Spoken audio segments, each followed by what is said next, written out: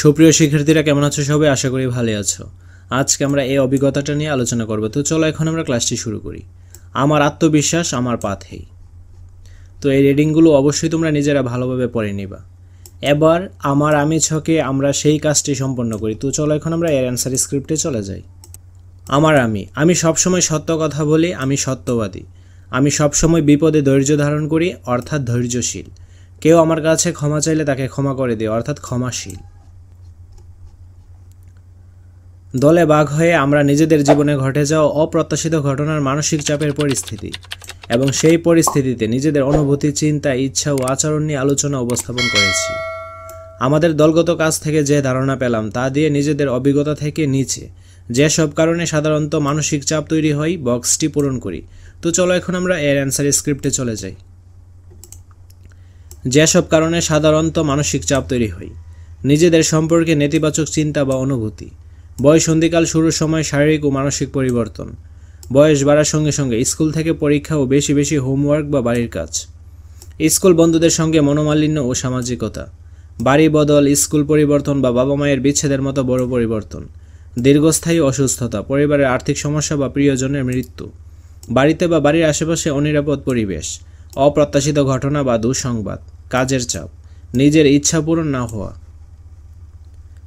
যেসব কারণে সাধারণত বিভিন্ন সময় আমাদের মধ্যে ইতিপূর্বে মানসিক চাপ তৈরি হয়েছে এবং সে পরিস্থিতিতে আমরা যে আচরণের মাধ্যমে সাড়া দিয়েছি, নিজের অভিজ্ঞতা থেকে এমন কয়েকটি পরিস্থিতি মনে করে অপর পৃষ্ঠার ছকটি পূরণ করি। তো চলো এখন আমরা এর অ্যান্সার স্ক্রিপ্টে চলে যাই। ঘটনা: স্কুলের বার্ষিক সাংস্কৃতিক অনুষ্ঠানে আবৃত্তি করেছিলাম। কি কি অনুভূতি অনুভব করি: ভয়, লজ্জা, উদ্বিগ্নতা। কি কি চিন্তা হয় যদি হঠাৎ ভুলে যাই, যদি আবৃত্তি ভালো না হয়, যদি শিক্ষক কিছু বলেন। কি কি আচরণ করি: শিক্ষককে অনুরোধ করি নাম কেটে দিতে। শিক্ষকের পরামর্শে অনেকবার নিজে নিজে আয়নার সামনে দাঁড়িয়ে আবৃত্তি করি। ফলাফল কেমন হয় সেই অনুষ্ঠানে আবৃত্তি করি। আমার অনেক ভালো লাগে, সাহস পাই, এখন আমি অন্য অনুষ্ঠানেও আবৃত্তি করি। ঘটনা: ফাইনাল পরীক্ষার রেজাল্ট দিবার আগের রাত। কি কি অনুভূতি অনুভব করি: ভয় এবং উদ্বিগ্নতা।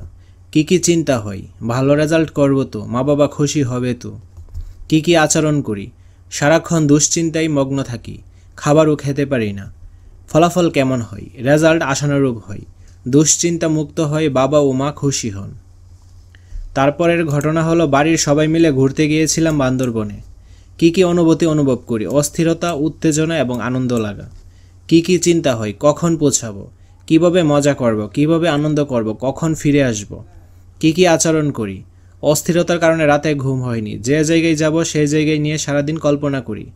ফলাফল কেমন হয়: আমরা অনেক আনন্দ করি, আগে কখনো এরকম ভ্রমণ না করাই এই ভ্রমণটি আমার জীবনের সুন্দর স্মৃতি হয়ে রয়েছে।